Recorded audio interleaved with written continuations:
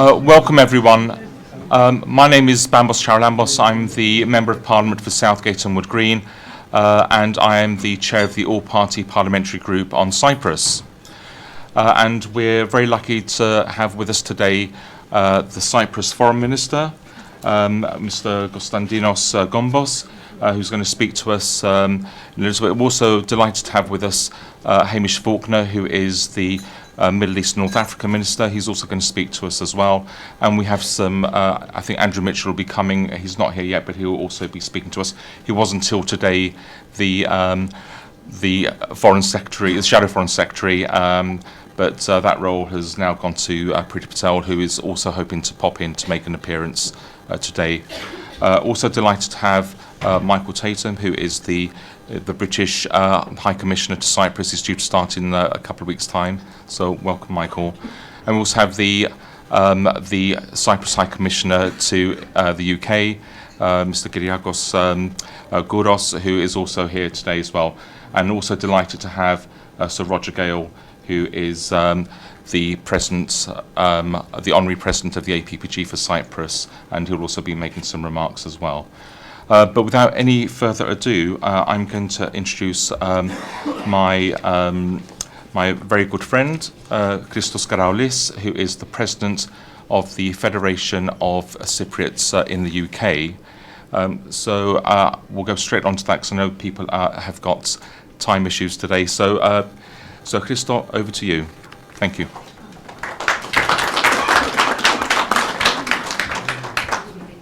Thank you very much, Bambo, Minister of Foreign Affairs of the Republic of Cyprus, Minister for the Middle East, Shadow Ministers and Party Spokespersons, High Commissioner of the Republic of Cyprus, my Lords, Honourable and Right Honourable Members of Parliament, dear friends and colleagues. On behalf of the National Federation of Cypriots in the UK, I'd like to welcome you to our annual Cyprus reception. It is a great pleasure to be joined by so many of our parliamentary friends every year as we represent our 300,000 strong UK Cypriot diaspora. This year, we're also delighted to welcome the new Minister for the Middle East, as well as so many newly elected members of Parliament. To all of you, we are heartened by your enthusiasm to work with our diaspora and excited for this to continue in the years to come. I would also like to congratulate Bambos Charalambos on his very recent election as the chair of the All-Party Parliamentary Group for Cyprus. Bambos has long served in the leadership of the APPG and is a proud member of our UK Cypriot diaspora, so we look forward to working with him. I would also like to extend my deep gratitude to the APPG's former chairs in the last Parliament, Caroline Noakes MP, or Madam Deputy Speaker as I should now say, and Sir Roger Gale MP, who is now the group's honorary president. It has been a personal honour of mine to work with both of them and to see their passion for Cyprus. Just over 1 month ago, on the 1st of October, the Republic of Cyprus celebrated its Independence Day. In that time, Cyprus has remained a beacon of liberal democracy in a region of the world where that ideal has so rarely been realised. This has made Cyprus a strong, reliable and stable ally to the UK, cooperating on a multitude of policy areas, from security, trade, shipping and defence.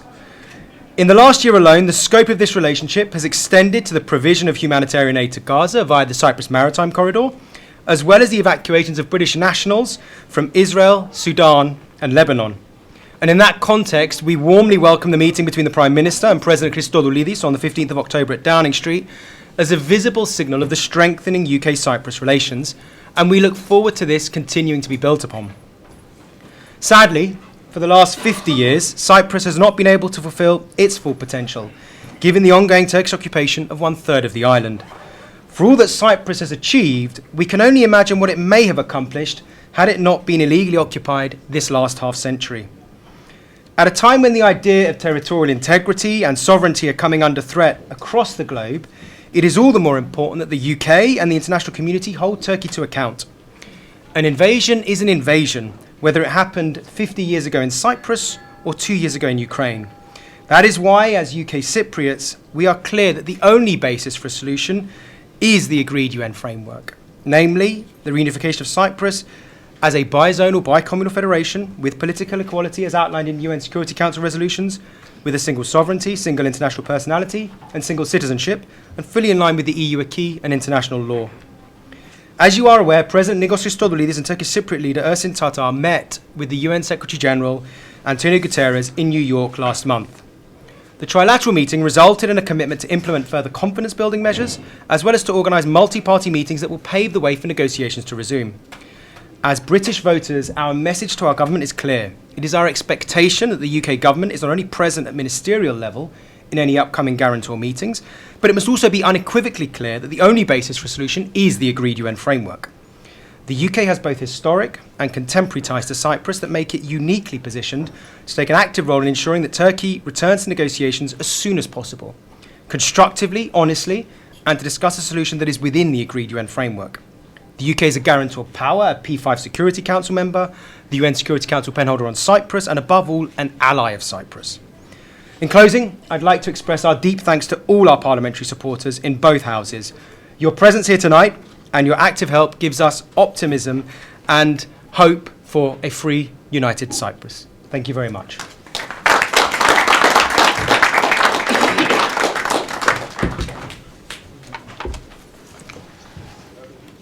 And without any further ado, I'm now going to introduce the Cyprus Foreign Minister, Mr. Constantinos Kombos.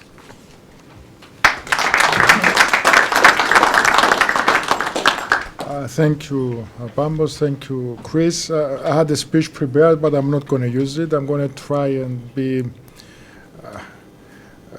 short in my intervention because a lot of the things I had planned to say have already been said by Chris. Look, the whole point today for me is to try and showcase what Cyprus is all about, and Cyprus is much more than the Cyprus question. Of course, the Cyprus problem is for us something that is of existential importance. We can never avoid that very heavy shadow. But at the same time, we believe that our foreign policy should be looking towards showcasing the importance that Cyprus can have for its allies. So it's not that we believe that Cyprus is becoming a powerhouse in the region. That's not the case. We are very cautious in our approach, but we believe that we have a lot to offer to the region and to the friendly countries. In the last 19 months, a lot has happened. We had, as was mentioned, the joint effort for the humanitarian maritime corridor to Gaza. That was with the participation of the UK, later with the US, the UAE, and there was an international coalition. We offered an option to the international community that was not there prior to that. That's an initiative that was able to be implemented simply because you had excellent relations with the neighboring countries, with Jordan, with Egypt, and of course with Israel. At the same time, we had the opportunity, unfortunately I would say that, to facilitate the evacuations of thousands of citizens of third countries, whether that was Sudan last year, Israel, Lebanon now, just recently from Lebanon, 4,000 individuals from 29 countries were evacuated through Cyprus. So for us, this is another expression of our role in the region as a safe harbor, especially in times of crisis and danger. In the recent months, we also managed to create that momentum that would elevate the relation with the United States to levels that we have never seen before. In the last few months, back in June, it was announced that a strategic dialogue would commence between the US and Cyprus. The first round took place a few days ago, followed by an official invitation to the President to visit the White House, which took place just last week. There is close cooperation with the United States on a number of fronts: security, defense, humanitarian, in relation to our reputation in terms of the economic activity in Cyprus. The FBI, the DOJ are in Cyprus in full cooperation with our authorities. So we have made great progress with the country that is having today an election, as we all know, and we are all waiting to see what the outcome would be. We also have a very close relation with the United Kingdom. The President was in Downing Street just a few days ago. And for us, this is a very important development because we believe in this relation. We believe in making the maximum out of the close historical cooperation with the United Kingdom. And there is a strategic dialogue being prepared. It's going to take place in a few weeks in December with the United Kingdom here in London. So we want to work for the relation. We want to make the relation much more than what it has been. And the opportunities in the region, or rather the region is creating opportunities and also responsibilities. And if we are able to do that with the United States, we should be able to do it also with the United Kingdom, at least to the same extent and even more. So we are very much open to this cooperation. There is also a strategic dialogue initiative that is going to include France in the near future. So Cyprus is doing things. We are doing things on a number of fronts beyond the Cyprus question. There is the EU presidency of the Council in 2026, which would enable us to once again showcase how Cyprus could be a bridge between the Middle East and Europe. But all that would make no difference if we have the Cyprus question in a situation it has been for the last 5 decades. And we cannot avoid that issue. It's there, it's existential. For us, it's not a historical event, the 50 years since the invasion. It's our everyday reality, our everyday life. We are living with the occupation, we are living with the Turkish troops just across the street in Nicosia. And this government has taken every step that is available to it to create a momentum that led, after a long time of inactivity, to the Secretary General of the UN appointing a personal envoy. Then we had the report of that personal envoy to the Secretary General, the invitation in New York back a couple of weeks, 3 weeks ago or so, and the announcement of 2 new meetings that are being forthcoming, one in Nicosia and then one back in New York. There is an opportunity in terms of small steps that are taking place, and these are steps we didn't have some time ago.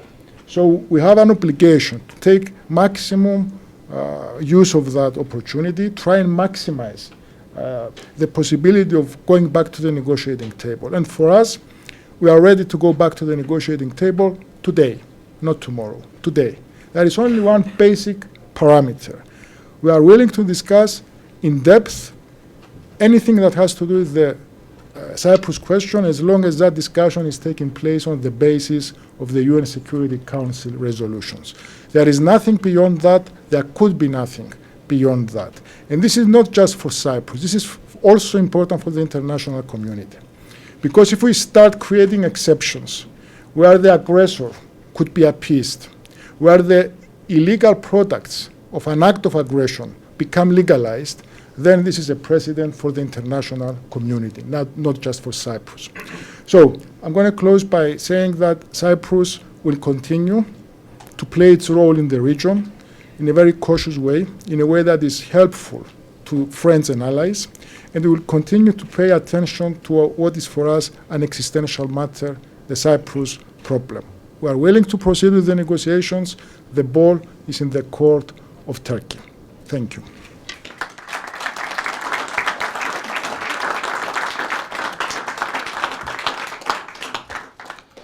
Thank you, Foreign Secretary, and it's, we anticipate with great hope what happens next. I just want to, before I invite Hamish to come up and speak, I just want to identify a few parliamentarians who are in the room. So we have Sarah Sackman. So welcome, Sarah. Thank you. We have Mike Wood. Welcome, Mike. Gagan Mahindra. Welcome, Gagan. And from the Lords, we have Baroness Rosie Winterton, Baroness Aisha Hazarika, and Baroness Morgan as well. Thank you all for coming this evening. I'm now going to introduce the person that has the, and of course Andrew Mitchell, but Andrew's speaking. Andrew, I didn't mention you earlier, but you'll be speaking shortly. I'm now going to introduce somebody that has probably the hardest job in Parliament as a minister. Hamish, as a new MP, is the Minister for the Middle East and North Africa, and I don't need to tell you how hard the Middle East is. And Hamish will have to leave shortly after he makes his remarks. So without any more ado, Hamish, I'm going to invite you up to speak. Thank you so much, Hamish.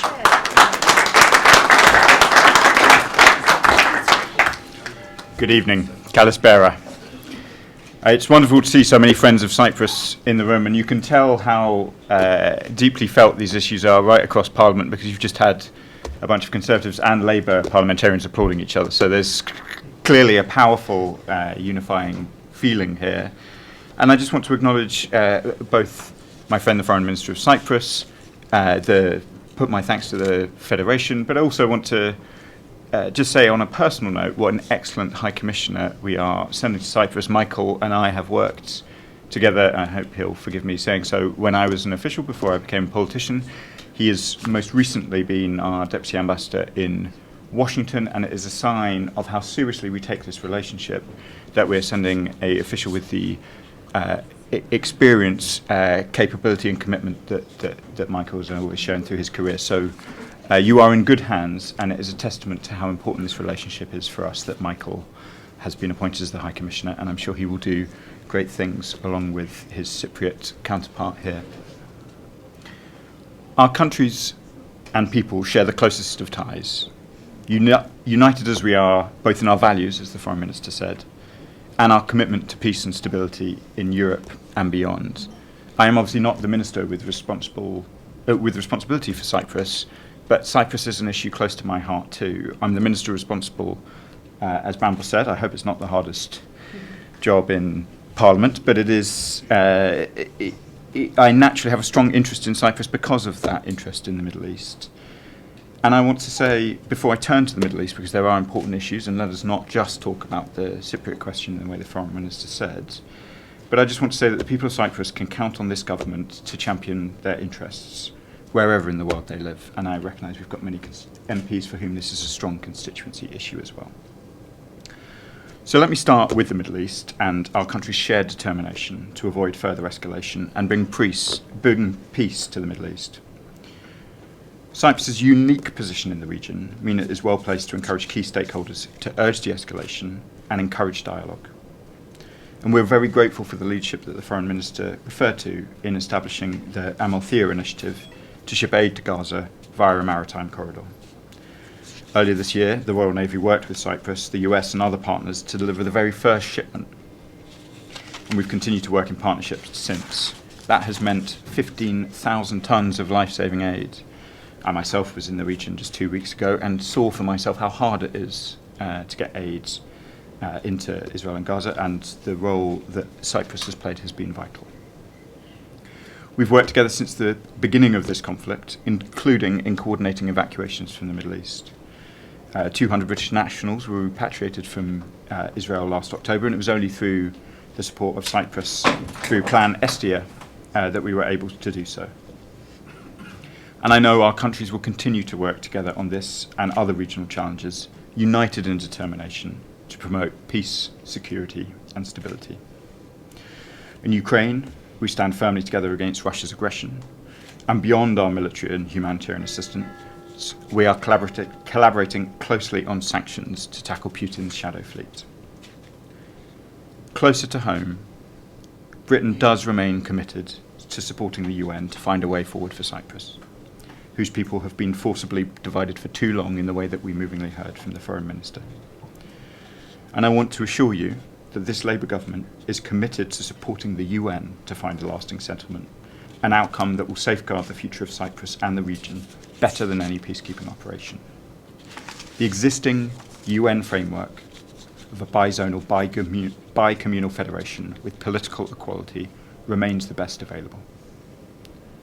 I've only touched on a handful of the many issues that matter to our people, and we'll discuss all this and more, including climate, education and trade, during our annual strategic dialogue next month, which is an opportunity to strengthen our rock-solid partnership even further in the way the Foreign Minister has referred to. So for now, let me wish you all the best for an enjoyable evening. I'm sorry I can't stay very long, but this is an important friendship between our countries, and a friendship that continues to go from strength to strength.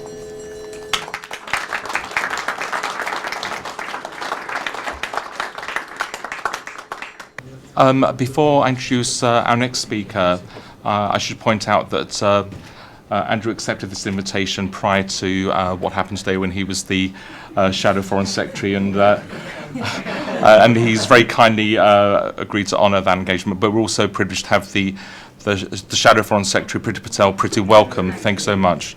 I don't know if you want to say any words. Okay. Andrew's been a great friend to Cyprus for many years. He served there as a UN peacekeeper in the 70s, and he's got a great experience in international development and foreign affairs. So without any more ado, I'm going to invite the Right Honourable Andrew Mitchell to the stage. Thank you, Andrew.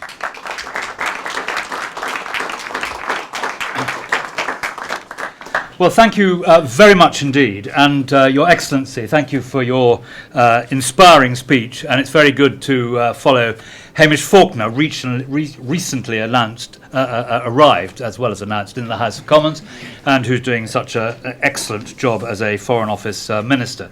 And also to see many friends of Cyprus and many friends of mine in the room from all parties. As you rightly said, it shows the interest and support for Cyprus that exists in the House of Commons. Rather alarming number of whips from the opposition whips office, but I'm sure that doesn't mean anything. And also, I retired from the front bench yesterday, but again, I think it shows you, Your Excellency, the importance we attach that my successor and friend, Priti Patel, the new Shadow Foreign Secretary, is here also to support. And can I say also it's delightful to see a number of Foreign Office officials with whom I have worked and to hear the very good news about the next High Commissioner. My love of Cyprus, Foreign Minister, started many years ago when I arrived in Cyprus as an extremely young lieutenant in the British Army, seconded to the United Nations forces in Cyprus in 1975, a very long time ago. And we had earlier this year hosted at your High Commission in London the 50th anniversary of UNFICYP. And I had the great privilege and pleasure of being there to celebrate, really, the work that has been done by UNFICYP and the close relationship between Britain and the Cypriot government. And more recently, as Hamish referred to, the very close relationship in getting aid into Gaza by the maritime route, working incredibly closely together, and also, of course, a time of great anxiety and worry when you were brilliantly helpful when we flew people out of Sudan and into Limassol. And I want to place on record my tremendous gratitude for my time in the Foreign Office as the Deputy Foreign Secretary for the support and help and close working relationship we had. And I know that evacuation flights from Lebanon too have benefited from your generosity and support. The Cypriot community, as I know from being a Birmingham Member of Parliament, but throughout the country, is much loved, makes a huge contribution. You are a critical location in a very troubled region, but also an EU member state, and Cyprus works so closely with us and also with NATO on common security issues, whether it's peacekeeping, regional stability, defence, anti-terrorism, intelligence sharing.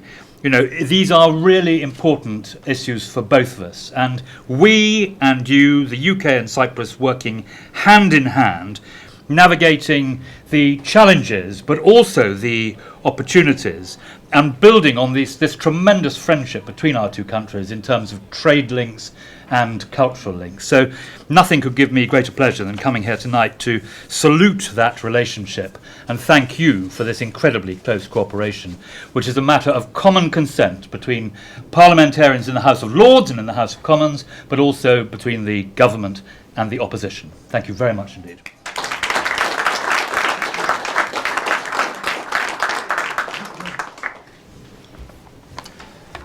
Our final speaker is also a great friend of Cyprus. He was the chair of the APPG for Cyprus for many years. He's now the honorary president of the APPG for Cyprus. He's a true friend of Cyprus, speaks up on numerous occasions, whether that's from the backbenches or elsewhere. He always speaks up for Cyprus. So without any further ado, I'm going to introduce Sir Roger Gale. Roger.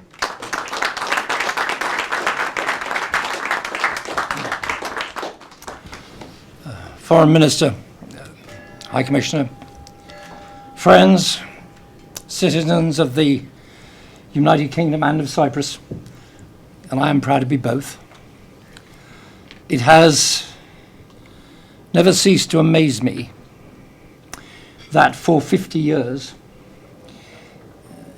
we have permitted because we have permitted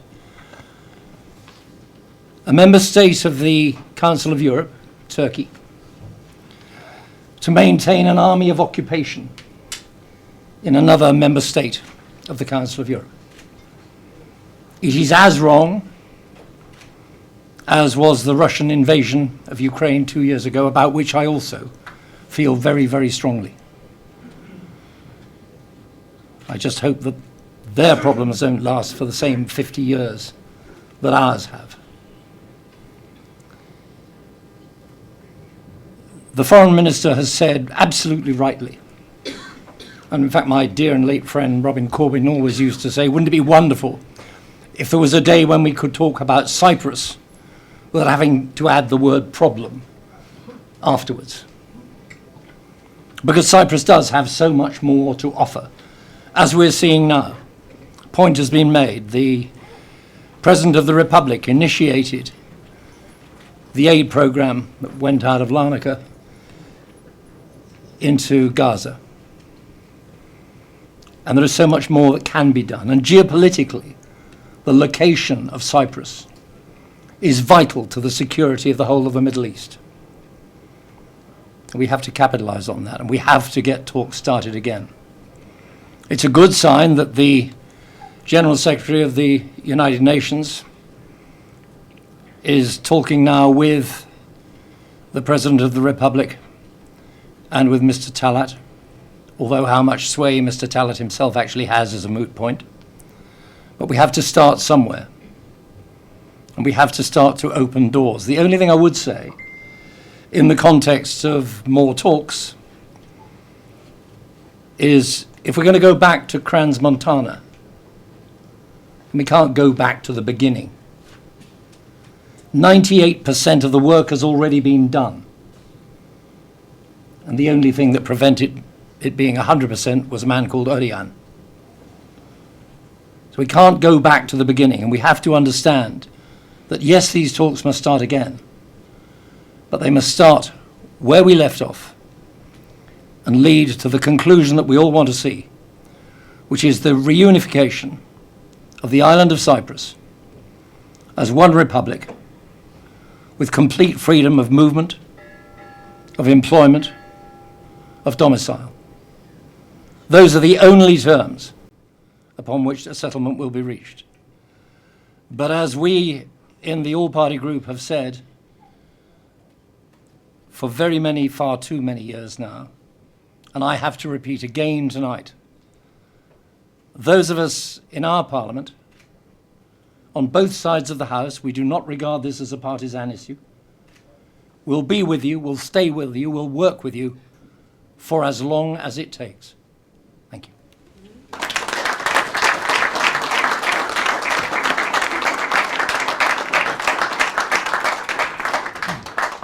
Thank you, Sir Roger.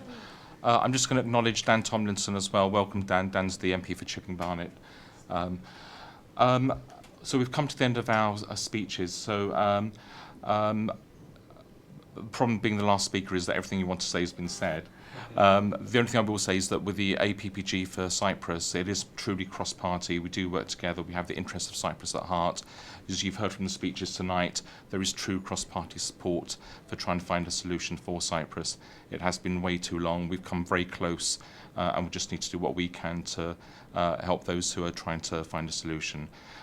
So I just want to thank you all very much for coming tonight. Please stay around for there's some drinks at the end, and there's some saw some things some hors d'oeuvres being sent around the room.